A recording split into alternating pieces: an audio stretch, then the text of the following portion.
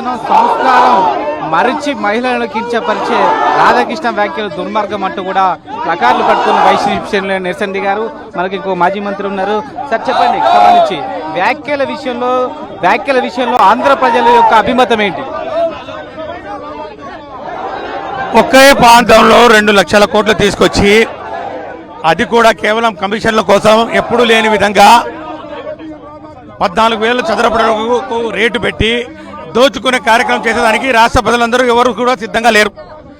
అందుకే జగన్మోహన్ రెడ్డి గారు ఇచ్చినటువంటి రెండవ ఆప్షన్ ఏదైతే ఉందో మావిగన్, దాని మీద ఈరోజు ప్రజలు ఎంతో ఆసక్తితో దాన్ని గమనిస్తూ ఉన్నారు.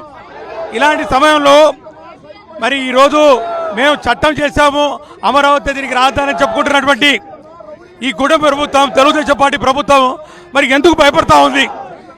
దానికి వద్దస్తు పలుకుతూ ఈరోజు ఎల్లో పత్రికలు, ముఖ్యంగా ఏబిఎన్ ఆంధ్రజ్యోతి ఏదైతే ఉందో సభ్య సమాజం తలదించుకునేలాగా మహిళలను కించపరిచే విధంగా ఈరోజు వ్యాఖ్యలు చేస్తూ తన తొలి పలుకని చెప్పి ఈరోజు పూర్తిగా దిగజారుడు రాజకీయం చేస్తున్నటువంటి ఆర్కేను వెంటనే అరెస్టు చేయాలి, ప్రజల మనోభావాలను కాపాడాలని చెప్పి మేము డిమాండ్ చేస్తూ దానికి నిరసన తెలుపుతూ ఆయన చెప్పినటువంటి వ్యాఖ్యలు ఏవైతే ఉన్నాయో ఆ వ్యాఖ్యలను ఖండిస్తూ ఈరోజు వైఎస్ఆర్ కాంగ్రెస్ పార్టీ శ్రేణులు, మహిళలు కానివ్వండి, మరి ఈరోజు అందరూ కూడా పెద్ద ఎత్తున నిరసన ప్రదర్శన చేస్తూ ఆయన బుద్ధి మార్చుకోవాలని ఈరోజు ఈ పచ్చపత్రికల రాతలు, తారస్థాయికి వచ్చే పిచ్చి రాతలు, ప్రజల మనోభావాలకు విరుద్ధంగా ఈరోజు తెలుగుదేశం పార్టీ ప్రభుత్వాన్ని భుజానేసుకొని మావిగన్ రాజధాని వస్తే అమరావతికి మళ్ళా కూడా నూకలు చెల్లుతాయని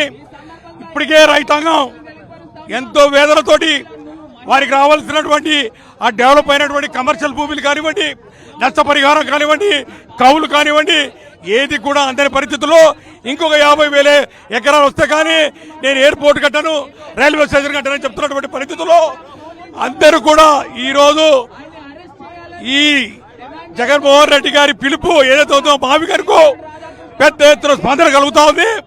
ఈ పరిస్థితుల్లో ఏబిఎన్ రాధాకృష్ణ చేసినటువంటి వ్యాఖ్యలు మహిళలను కించపరిచే విధంగా ఉన్నాయి, సభ్య సమాజాన్ని తలదించుకునే విధంగా ఉన్నాయి.